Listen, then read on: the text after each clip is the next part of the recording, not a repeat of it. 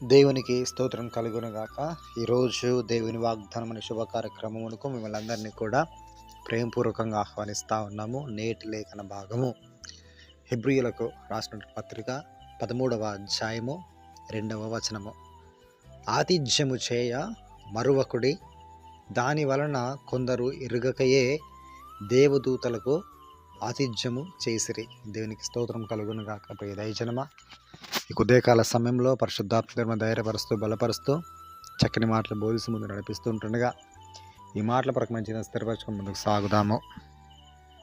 ఇక్కడ స్పష్టంగా రాయబడి ఉంది, ఆతిథ్యము చేసేటువంటి విషయంలో మనం ఎప్పుడు కూడా మరువకూడదు అని.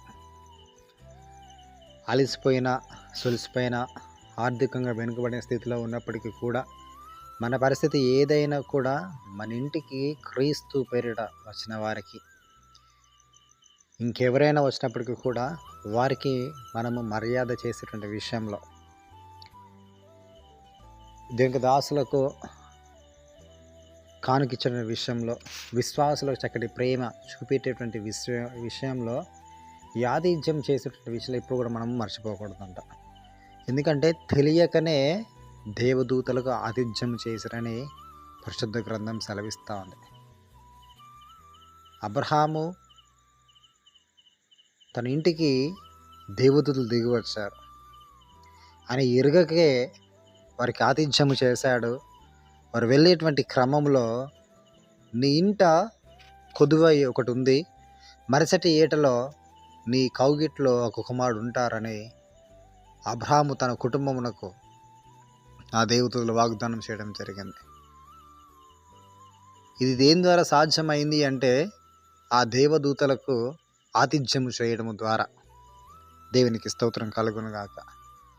మరలా అదే దేవదూత అబ్రహామునకు, నీకు తెలియకుండా నేనేమి చేయలేనని దీని మాట చెప్పి తన అన్న కుమారుడైన లోతు సొదొమ గుమొర పట్టణంలో ఉన్నప్పుడు వారు నాశనం చేసి వెళ్తూ ఉన్నాను అన్నప్పుడు అబ్రహాము అనేక మార్లు ప్రార్థన చేశాడు, సాహసించాడు.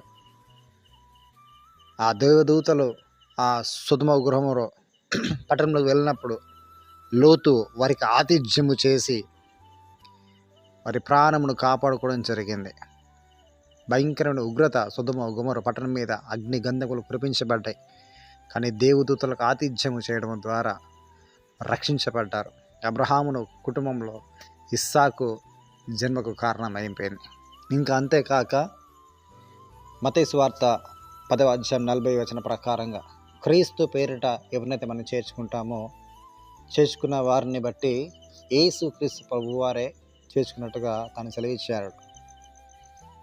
అప్పుడు దీనికి ఫలం వారు పొందుకుంటారు.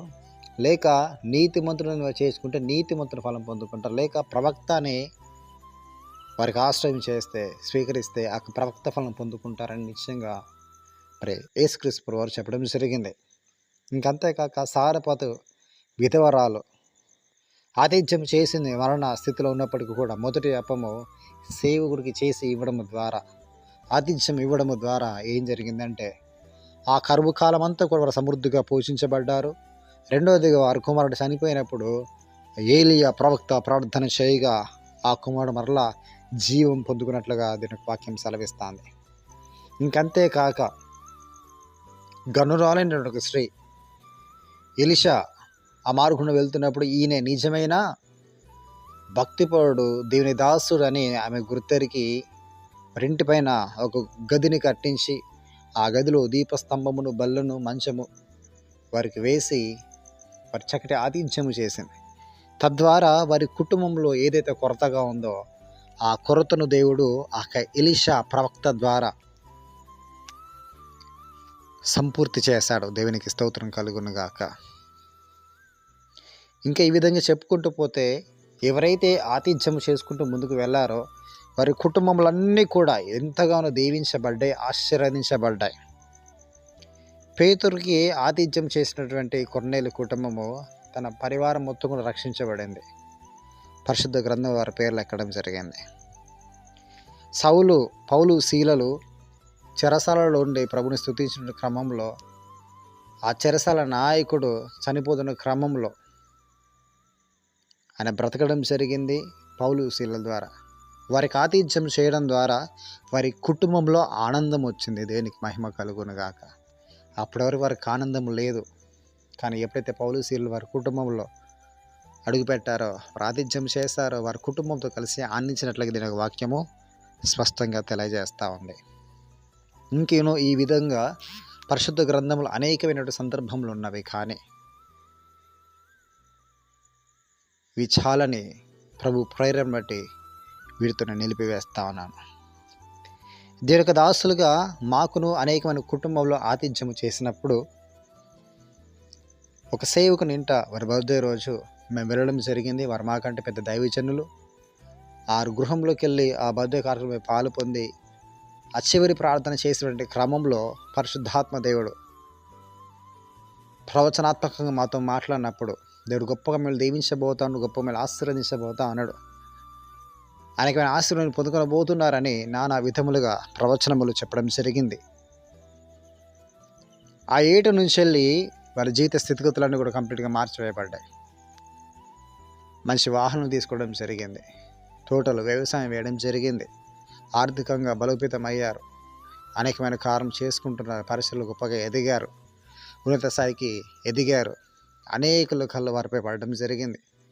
వారి ప్రాంతమునికి ఒక దీవెనకరమైన పాత్రగా నిలబడ్డారు.